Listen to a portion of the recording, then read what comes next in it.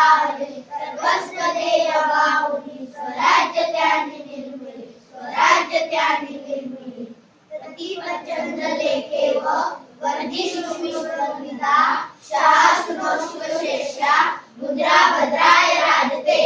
प्रतिपदाच्या चंद्रकलेप्रमाणे वाढत जाणारी आणि साऱ्या विश्वाला वल्य होणारी अशी शहाजीराजांचा पुत्र शिवाजीराजे यांची राजमुद्रा लोकांच्या कल्याणासाठी आहे.